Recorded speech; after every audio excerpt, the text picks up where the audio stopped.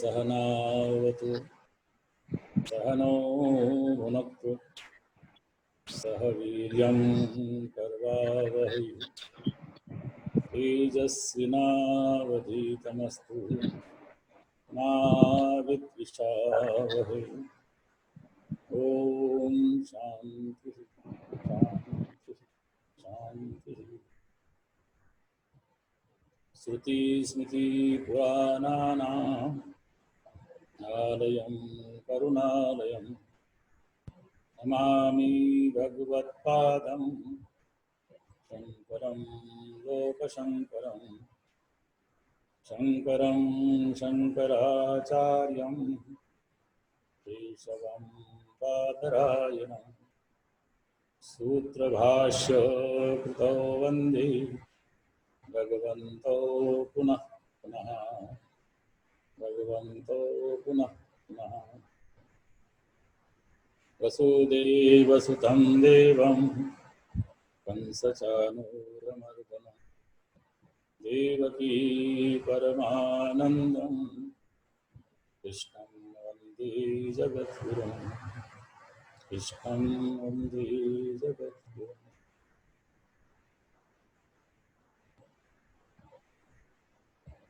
देश काल और परिस्थिति अपने यहाँ पर इस अनुरूप हमारा सनातन धर्म, हमारा हिंदू धर्म, हमारी परंपराएं ऐसी चलती हैं। कभी देश काल के अनुसार सब परिस्थितियां बदलती हैं। उसी प्रकार से आज हम सब लोग प्रेमपुरी अध्यात्म विद्या भवन के माध्यम से श्री स्वामी प्रेमपुरी आध्यात्मिक ट्रस्ट के माध्यम से आज हम लोग यह आधुनिक काल का सत्संग कर रहे हैं। आप सबको पता ही है कि इस समय वर्तमान में घोर संकट आया हुआ है पूरे विश्व पर, जिसको हम लोग कोविड-19 कहते हैं, कोई कोरोना कहते हैं। ऐसे समय में प्रत्यक्ष आना जाना कठिन है। सरकार का भी ध्यान रखना है, सबका ध्यान रखना है, हम लोगों का दायित्व भी है। इसीलिए हम लोग इस आधुनिक तंत्र का उपयोग कर रहे हैं। ऐसे तो इस तंत्र का उपयोग पहली बार नहीं हो रहा है। महाभारत काल में जब महाभारत का युद्ध प्रारंभ होने वाला था, उस समय भी इस तंत्र का विज्ञान था। यह तंत्र उस समय भी था। भगवान वेद व्यास जी ने संजय को ये विद्या दी थी। दूर बैठे हुए कोई वस्तु को देखना, किसी वस्तु को सुनना, ये उस समय भी ये सुलभ था।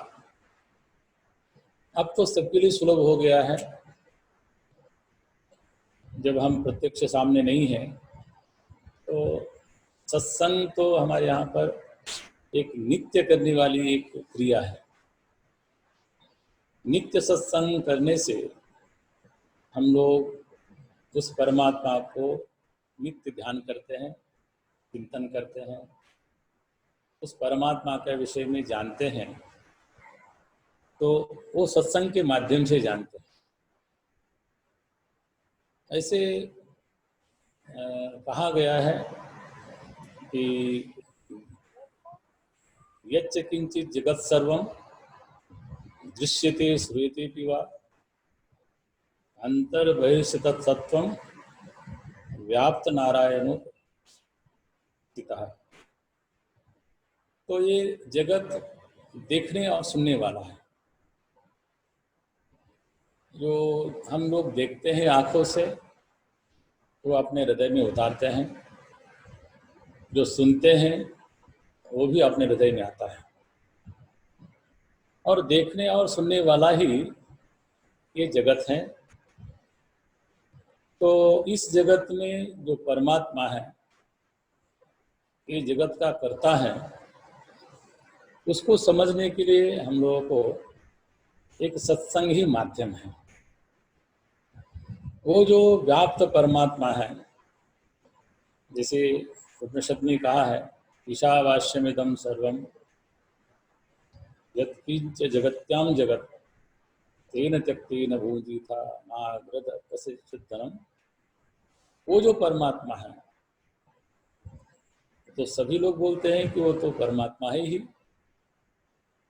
परंतु उस परमात्मा को कैसे जाना जाए, उसका कैसे अनुभव हो, ये अगर करना है तो केवल उसका माध्यम सत्संग हो सकता है। सत्संग का तात्पर्य है कि सत्य का संग। अब वो सत्य वस्तु क्या है? तो सत्य वस्तु परमात्मा है। तो जब हम लोग सत्संग करते हैं तो सत्संग से विवेक प्रकट होता है। बिनु सत्संग विवेक न होई, राम कृपा बिनु सुलभ न सोई। बिना सत्संग के विवेक नहीं होता है, और जब तक विवेक नहीं होता है तब तक हम उस सत और असत पदार्थ को हम पहचान नहीं सकते। तो विवेक होने के लिए सबसे पहले सत्संग आवश्यक है, और सत्संग के माध्यम से ही हम उस परमात्मा को जान सकते हैं, पहचान सकते हैं। और परमात्मा अपने हृदय में ये वाणी के द्वारा ही पहुंचता है। जो परमात्मा का जो स्वरूप है, परमात्मा के दो स्वरूप हैं, एक है जो प्रकट स्वरूप है, एक है अप्रकट है, जिसको हम व्यक्त और अव्यक्त बोलते हैं। वो परमात्मा जब हम लोग को जानना चाहते हैं, उसके लिए श्रवण एक माध्यम है। इसलिए अपने यहाँ पर कहा गया है कि श्रवणम कीर्तनम विष्णु स्मरणम पाद सेवनम अर्चनम वंदनम दास्यम साक्ष्य मात्र निवेदन। श्रवण पहली भक्ति है। जब हम लोग भक्ति भी करते हैं तो शास्त्र को श्रवण करते हैं, तो जो शास्त्र श्रवण करने के अनंतर तो शास्त्र में जो बात परमात्मा के विषय में लिखी हुई है वो हमारे हृदय में वो पहुंचती है। तो परमात्मा है क्या? जैसे हम लोग सुनते हैं, भागवत में भी कहा है, सच्चिदानंद रूपाय विश्वोत्पत्त्यादि हेतवे। तो सद चित और आनंद स्वरूप जो परमात्मा है, वही परमात्मा नाना रूपों में इस संसार में भी व्याप्त है। इसलिए विष्णु पुराण का ये जो पहले मैंने श्लोक कहा था, यच्च किंचित जगत सर्वम दृश्यते श्रूयते पिवा।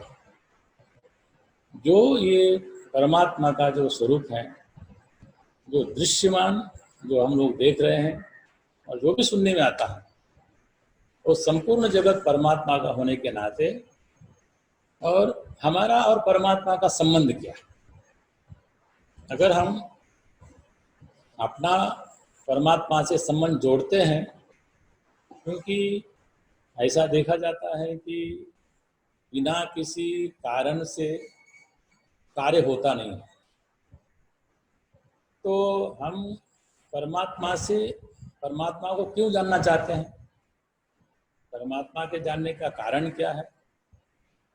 तो एक बात अपने को निश्चित समझना पड़ेगी कि परमात्मा को इसीलिए हम जानना चाहते हैं कि परमात्मा हमसे अभिन्न है। हम परमात्मा के ही अंश होने के कारण हम परमात्मा को जानना चाहते हैं।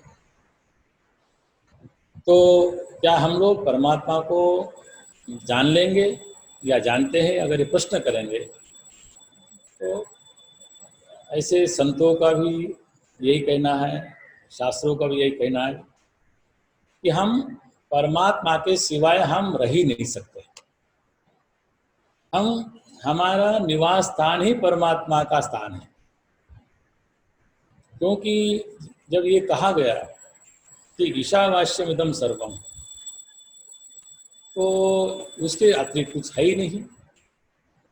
परमात्मा के सिवाय इस जगत में कुछ है ही नहीं जो देखने में आता है, जो सुनने में आता है। तो हम तो लगभग परमात्मा में ही रहते हैं। लगभग क्या, परमात्मा में ही रहते हैं। तो परमात्मा ने ये कहा, भगवान श्री कृष्ण ने कहा कि मेरी 8 प्रकार की मेरी सृष्टि है। भूमिरापो नलो वायु कम मनो बुद्धिरेव च अहंकारमिति इनमें भिन्ना प्रकृति। ये जो 8 प्रकार की जो परमात्मा की सृष्टि है, उसी सृष्टि में हम रहते हैं। जैसे हम अपने घर में रहते हैं, तो घर की 4 दीवारी हैं, घर में एक छत है, उसके अंदर एक भूमि है। तो जैसे हम घर में रहते हैं, वैसे ही ये सृष्टि परमात्मा की है। तत्वतः देखा जाए, ये जो संपूर्ण जगत परमात्मा का है, तो परमात्मा ने ही इसको बनाया है। तो परमात्मा ने अनेक चीज़ों को, पहले शास्त्र में अनेक बातें लिखी हैं, परंतु जीवों के निवास के लिए परमात्मा ने एक पंच तत्वों का निर्माण किया। भूमि है, जल है, वायु है, तेज है और आकाश है। ये जो पंच महाभूत है वो किसके हैं? उसने किसने बनाया? हमने बनाया, आपने बनाया, किसी वैज्ञानिक ने बनाया, किसी बनाने वाले कोई कारीगर ने बनाया। तो हम कल्पना तो कर सकते हैं कि अमुक जो सेतु है, ब्रिज है, तो अमुक इंजीनियर ने बनाया, अमुक भव्य मकान अमुक व्यक्ति ने बनाया। परंतु उस बनाने में जो पदार्थ लगे हैं, बनाने में जो साधन लगे हैं, वो साधन उस परमात्मा के ही है। जैसे भगवान ने कहा कि भूमि रापो नलो वायु कम मनो बुद्धि रे बचे अहंकार में भिन्ना प्रतिष्ठा। जो ये पंच महाभूत हैं, इस परमात्मा ने बना करके उस पर अपने ही अंश रूप से तो परमात्मा प्रकट हुआ। एको हम बहुत श्याम, मैं एक से बहुत हो जाऊं, इस प्रकार ने भगवान ने अपनी इच्छा की, और उसी में हम सब लोग उसी परमात्मा के एक अंश हैं। भगवान ने स्पष्ट कहा है कि ममय अंशो जीवलोकी जीवभूत सनातन, मेरा ही ये संपूर्ण जो जीव है वो मेरा ही अंश है। तो ये जीव उस परमात्मा का अंश होने पर भी, परमात्मा तो शुद्ध स्वरूप है, परमात्मा विकार रहित है, परमात्मा में कोई दोष नहीं है, त्रिगुणातीत है। तो जब ये स्वरूप हम भी उस परमात्मा के एक अंश है, तो हम उस परमात्मा से अपने आप को भिन्न क्यों मानते हैं? उसका कारण क्या है? तो शास्त्र में सबके प्रश्न भी हैं और सबके उत्तर भी हैं। भगवान ने उसी अपने पुरुषोत्तम योग में ही कहा कि कर्माणु बंधीन मनुष्य लोके, ये जो हम उस परमात्मा के अंश होने पर भी हम क्या है, कर्म के बंधन में पड़े हुए होने के कारण हम ये जीव कहलाते हैं। हमारा जो स्वरूप है, यद्यपि हमारा शुद्ध स्वरूप है, जब आप गहरी निद्रा में जाते हैं, जब आप इस जागृत जागृत स्वप्न, जब आप सुसुप्ति में चले जाते हैं, वहाँ अपने आप को आप बिल्कुल भूल जाते हैं कि मैं कौन हूँ, कैसा हूँ। परंतु जो जब तक हम इस संसार में हैं, हम संसार को अपना मानते हैं, ये हमारा मानते हैं। संसार है क्या? मैं और मेरा, तू और तेरा, इसके अतिरिक्त कुछ नहीं है। परमात्मा की सृष्टि है, ये भी हम जानते हैं। परमात्मा के सृष्टि में हम रहते हैं, ये भी जानते हैं। जो थोड़ा बहुत सत्संग करते हैं वो जानते हैं कि वो परमात्मा सर्वत्र है, व्याप्त है। और फिर भी हम ऐसे क्यों समझते हैं कि मैं करता हूँ, मैं भोगता हूँ, मैं नहीं करूँगा तो ऐसा नहीं होगा। अभिमान पूर्वक हम करते हैं, क्योंकि वो माया का स्वरूप है।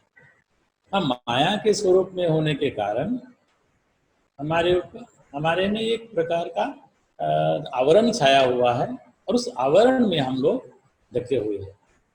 उस आवरण को हटाना कैसे, उसको आवरण को कैसे दूर करना, इसीलिए हमें सत्संग करना चाहिए। सत्संग का तात्पर्य ये है, और सत्संग करने से जो आपके भीतर वो परमात्मा है, उसकी आपको प्रतीति होने लगती है। जैसे जब आप लोग सत्संग करते हैं, सत्संग में बैठते हैं, वक्ता और श्रोता दोनों ही जब सत्संग करते हैं, उस समय हमारा हृदय विकार से रहित हो जाता है। और जब विकार से हमारा मन हृदय रहित हो जाता है, तब जो शास्त्र में जो कही गई बातें हैं, जो संत हैं, वो जो बातें अपने को श्रवण कराते हैं, तो थोड़ी देर के लिए वो जो अंतःकरण में जो पड़ा हुआ आवरण है, मल है, विक्षेप है, वो हट जाता है। क्योंकि सामने जो आप श्रवण करते हैं सत्संग, तो उस समय जैसे हम लोग देखते हैं कि पहले नदियों में, सरोवरों में काई जमती थी, काई जमती थी। अब तो सरोवर भी समाप्त हो गए, नदियों का जल भी लगभग और दूषित ही हो गया है। परंतु पहले काल में सरोवर में जब काई जमती थी, तो उसको हटा करके शुद्ध जल नीचे दिखता था। आप लोगों ने अनुभव किया होगा अपने जीवन में कभी ना कभी। तो जब जल स्थिर होता है, तो वहां पर काई जमती है। जब काई जमती है, तो हम उस काई का आवरण होने के कारण हम सीधे सीधे जल को हम देख नहीं सकते, जैसा है वैसा। तो हम क्या करते हैं, तो उस काई को जो जल में होती है ऊपर, उसको सेवाल बोलते हैं, उसको हम जब हम हटाते हैं, तो जो वास्तविक स्वरूप जल का है वो हमको वहाँ पर दिखता है।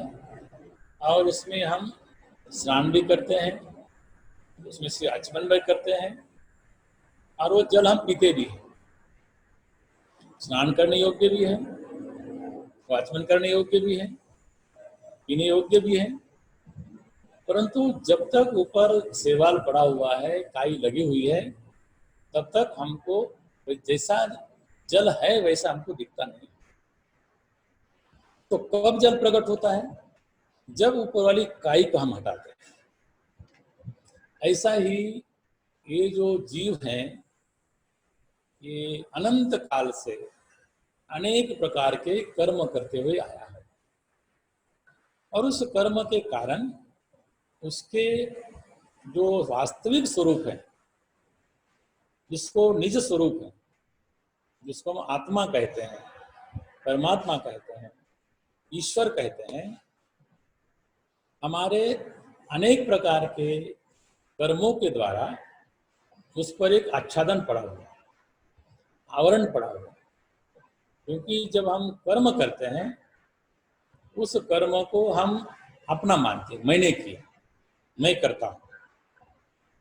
चाहे शुभ कर्म करो, अशुभ कर्म करो, उसका आपको फल मिलता है। जब अहम भोक्ता अहम कर्ता जब हम कहते हैं तो उसका कर्म फल हमें मिलता है, और वो कर्म फल हमारे अंतःकरण में, हमारा जो ये जिसको हम प्रारब्ध कर्म बोलते हैं, संचित कर्म बोलते हैं, वो हमारे साथ जुड़ जाता है, और पता नहीं कब से जुड़ा रहता है, कब से जुड़ा हुआ है। हम लोग हमेशा जब कर्म करते हैं, भगवान शंकराचार्य ने कहा कि पुनरपि जननम पुनरपि मरणम पुनरपि जठरे जठरे जननी शयनम प्रिय संसारे खरु दुस्तारे कृपया पारे पाई पाई मुरारे। जब हम लोग भगवान से प्रार्थना करते हैं तो अनंत जन्मों से हम लोग जन्म आ रहा है, हम मृत्यु को प्राप्त हो रहे हैं, और साथ साथ में हम कर्म भी करते जा रहे हैं। तो उस कारण से कि हम लोग उस निर्मल तत्व को हम नहीं देख पाते हैं, जो हमारे पास हैं, हमारे पास होते हुए भी उसका हम अनुभव करते तो हैं। कब करते हैं? जब हम लोग सत्संग श्रवण करते हैं, जिस पर हमारा विश्वास है उस पर हम लोग विश्वास करते हुए कहते आप जो कहते हैं वो हम मानते हैं, परंतु हमारा हृदय उसको कब तक मानता है, कब तक वो स्थिर रहता है। ये जो सत्संग करने वाले हैं उसमें जो जिज्ञासु हैं, उसमें अनेक प्रकार के जिज्ञासु होते हैं, उसमें श्रेष्ठ भी होते हैं, मध्यम भी होते हैं। तो इसलिए कहते हैं कि उस हृदय में जो पड़ा हुआ आवरण है उसको हटाने के लिए दूसरे भी साधन हैं, परंतु मुख्य साधन है सत्संग। तो आप जब सत्संग करते हैं तो आपके सत्संगत्वे निसंगत्व, जब आप सत्संग करेंगे तो आपको थोड़ा सा संसार के विषय में पता लगेगा कि संसार है क्या। ऐसे तो हम लोग बोलते हैं कि संसार बड़ा अच्छा है, संसार में बड़ा सुख है, परंतु हम उस जब जड़ तक पहुंचते नहीं है तब तक अपने को ये लगता है। परंतु जब हम संसार को यथार्थ रूप से जानते हैं तो लगता है कि ये तो संसार तो जैसा हम देखते थे वैसा नहीं है, और प्राय सभी लोग अनुभव करते हैं। जब कोई वस्तु हमारे पास आती है और जो चली जाती है, आने का तो क्षणिक सुख होता है, परंतु जाने का अनंत दुख होता है कि नहीं होता। तो इसी प्रकार ये अनंत काल से हमारे हृदय में इस संसार का एक तरह से आवरण भरा हुआ है, हमने इस संसार को जकड़ा हुआ है।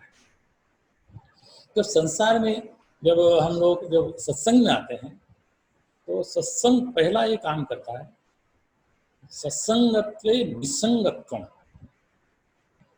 आपको थोड़ा सा भगवान ने कहा ना कि निसंग शस्त्रेण दृढ़ेन चित्वा, तो हम जो अति हम लोगों ने इसको अपना मान लिया है इस संसार को, चाहे कोई पदार्थ हो।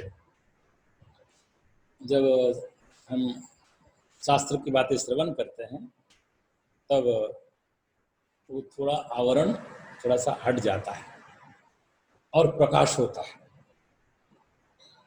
जैसे वर्षा ऋतु हो तो वर्षा ऋतु में बादल छाए रहते हैं आकाश में, और थोड़ी देर के लिए हवा आ जाए और हवा के साथ में जैसे बादल हट जाते हैं, उस समय हमें क्या होता है, ऊपर आकाश में जो भगवान सूर्य हैं वो दृष्टिगत होते हैं। और जब पुनः वापिस दूसरी हवा आती है वो दूसरे बादल को लाती है और वो जो सूर्य देवता है उसको ढक देती है।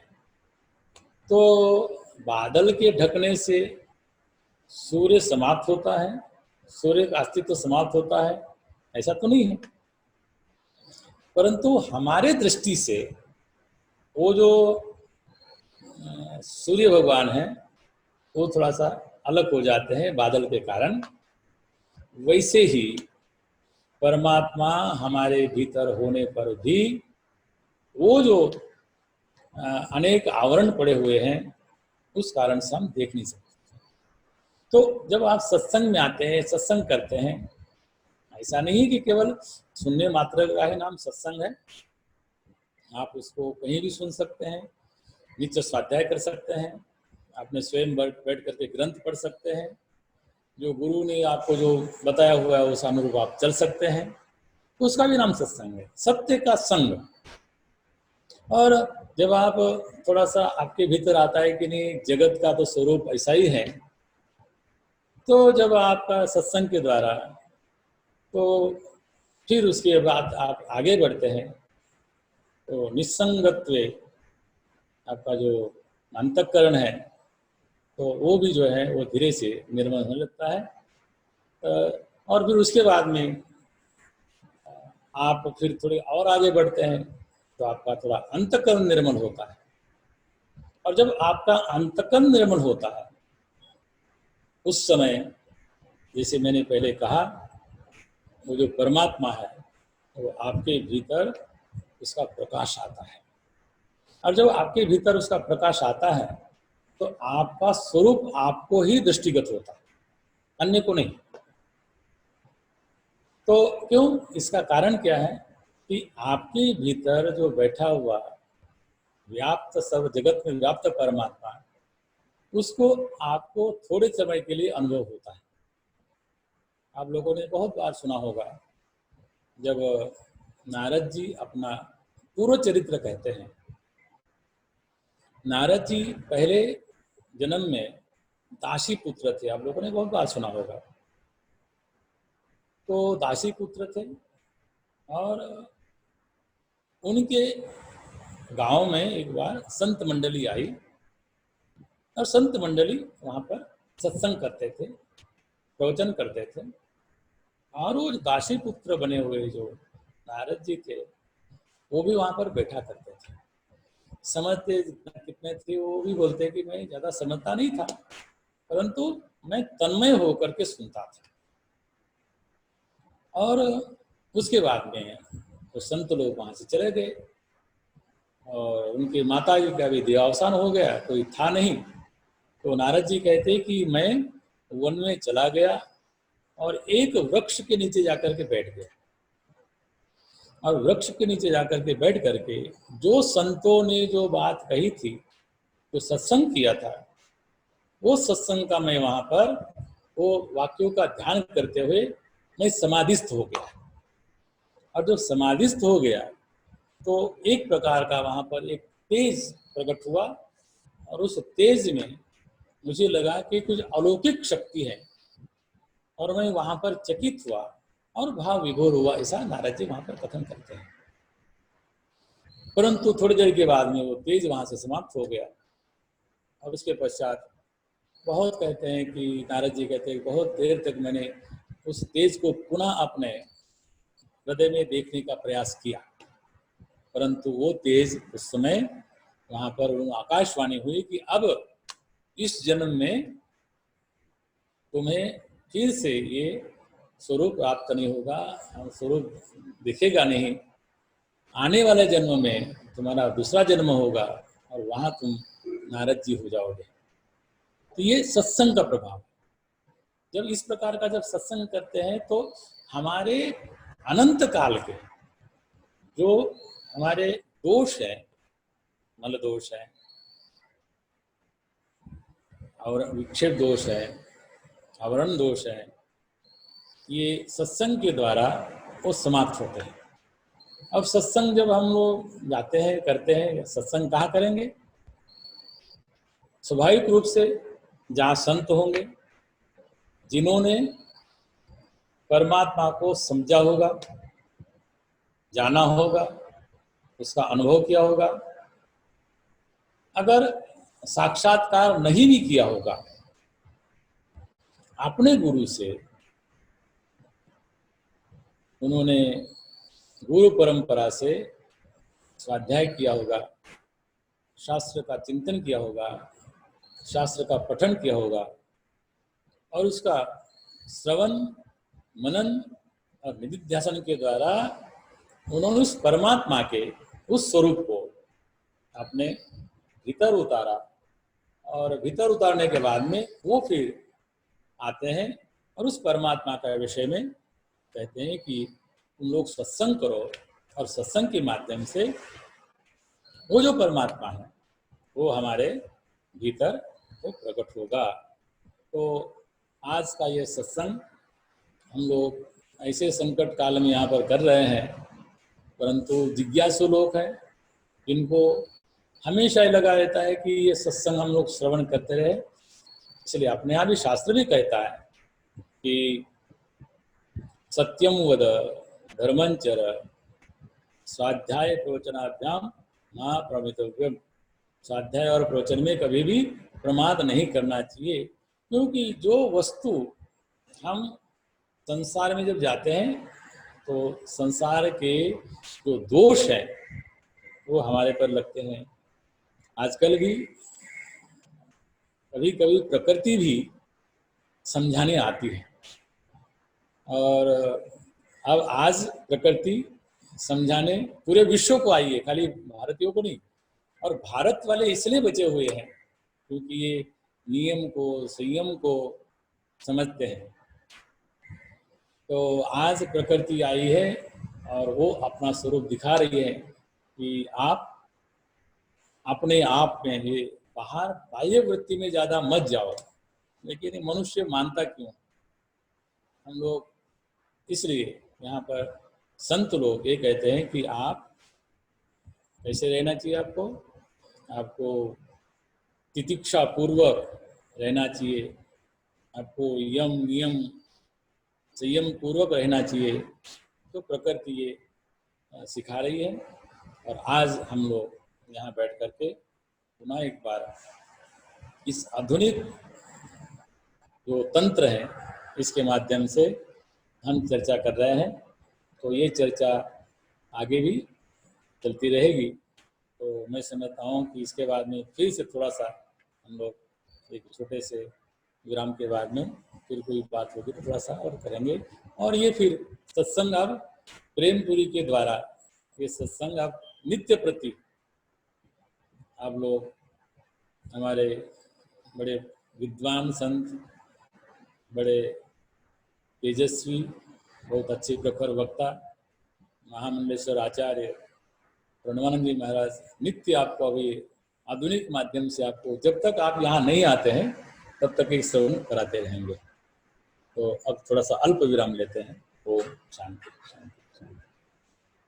ओम सहना भवतु सहनौ भुनक्तु सह वीर्यं करवावहै तेजस्विनावधीतमस्तु मा विद्विषावहै। ओम शांति शांति शांति। ओम वसुदेवसुतं देवं कंसचाणूरमर्दनं देवकी परमानन्दं कृष्णम् वन्दे जगद्गुरुम्। ॐ पूर्णमदः पूर्णमिदम् पूर्णात् पूर्णमुदच्यते पूर्णस्य पूर्णमादाय पूर्णमेवावशिष्यते। ॐ शान्तिः शान्तिः शान्तिः। ॐ